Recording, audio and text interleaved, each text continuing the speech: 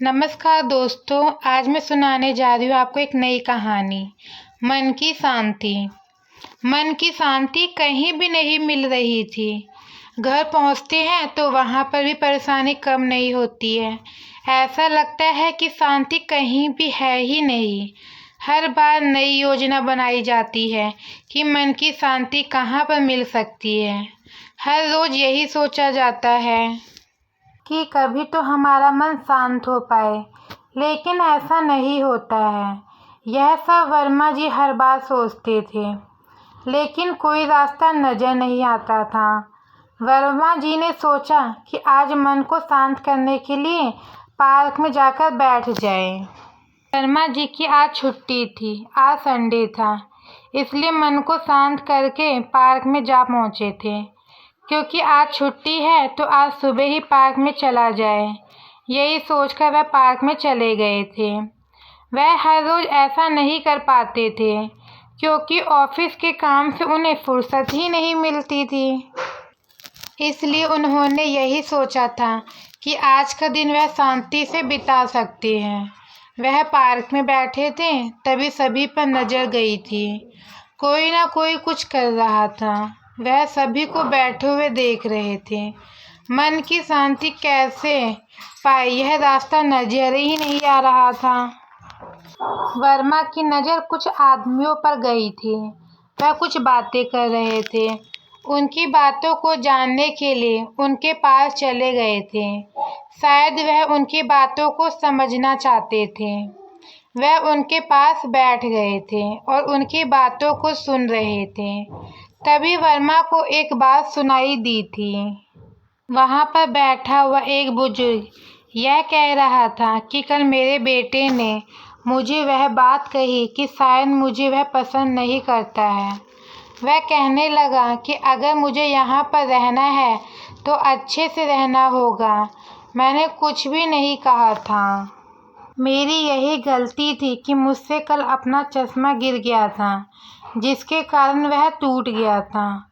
उसे बनवाने के लिए ही मैंने अपने बेटे से कहा था। उसने कहा कि कुछ काम करते नहीं हैं और बेकार का खर्चा करवा देते हैं। यह चश्मा मैं पिछले कई सालों से प्रयोग कर रहा था। यह बात उसने नहीं देखी थी। जब इंसान कुछ भी नहीं कर पाता है तो वह उसे हमेशा बोझ ही समझने लगता है। अब मैं बूढ़ा हो चुका हूँ, अब मैं कुछ भी नहीं कर सकता हूँ। मैं क्या करूँ, कुछ भी समझ नहीं आ रहा है। वहाँ पर बैठे हुए सभी बुजुर्ग यही कहने लगे कि जीवन में परेशानियाँ तो आती रहती हैं, लेकिन अब हम बूढ़े हो चुके हैं, कुछ भी नहीं कर सकते हैं। अब हमारा जीवन इतना अच्छा नहीं है जितना हम समझते हैं। हम सभी तो अब परेशानियों में अपना जीवन बिता रहे हैं। हमें कोई सुख शांति नहीं है, लेकिन हम अपना जीवन चला रहे हैं। जब तक यह चलता रहेगा हम अपनी सोच को नहीं बदल सकते हैं। बस जो हमें मिल रहा है वह सब अपनाकर ही जीवन को चलाना होगा।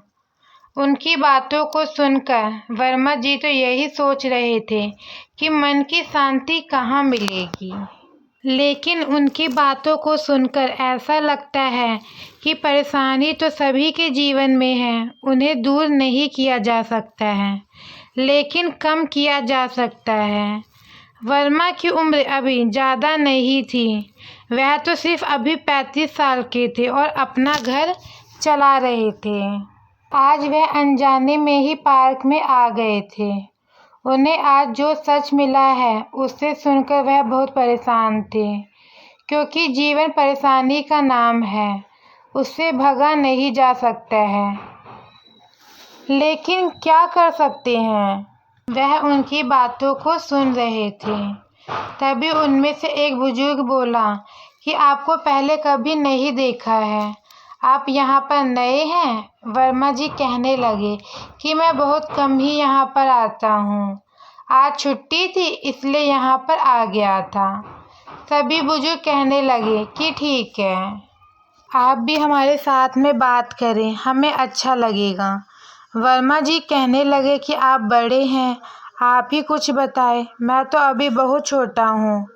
उसकी बातें सुनकर सभी को अच्छा लगा था, क्योंकि वह उनकी बातों को कहने के लिए कह रहा था। वर्मा जी ने कहा कि आपकी बातें सुनकर बहुत दुख हुआ था। क्या हमारा बुढ़ापा ऐसे ही होता है? एक बुजुर्ग कहने लगा कि ऐसा नहीं सोचते हैं। कुछ बातें हम कह नहीं पाते हैं, कुछ बातें वह समझ नहीं पाते हैं। बस इसी बात से थोड़ा सा बदलाव आ जाएगा, जिससे यही सब कुछ होता है। बस हम यही सोचते हैं, जिससे हमें परेशानी का सामना करना पड़ता है। हमें यही नहीं सोचना चाहिए, तभी हम जीवन को अच्छा बना पाएंगे। हमारे विचार में बदलाव आता है, तभी ऐसा होता है। सभी ने पूछा कि हमें लगता है कि आप भी कुछ परेशान हैं। वर्मा ने कहा कि मैं तो यहाँ पर मन की शांति को खोजने आया था, लेकिन यहाँ पर आकर पता चला कि यह तो परेशानी तो सभी के साथ है। दुनिया में सभी परेशान हैं, हम सभी इसमें कुछ नहीं कर सकते हैं, लेकिन हम इसको कम कर सकते हैं।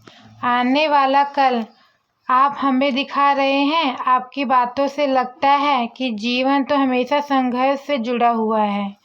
यहाँ शांति नहीं है, बल्कि परेशानी है। हम सभी यहाँ पर शांति को देखते हैं, लेकिन मन की शांति बाहर नहीं है, बल्कि अपने अंदर ही है।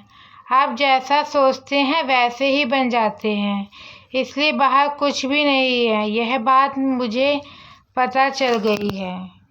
इसके बाद वर्मा को वह ज्ञान मिल चुका था जिसके बारे में वह सोचते हैं, इसलिए जीवन में हमेशा खुश रहे, यही जीवन है।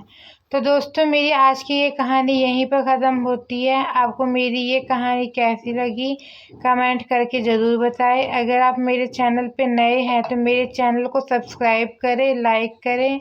आगे आपको ऐसी और कहानियाँ सुनने को मिलती रहेगी। धन्यवाद।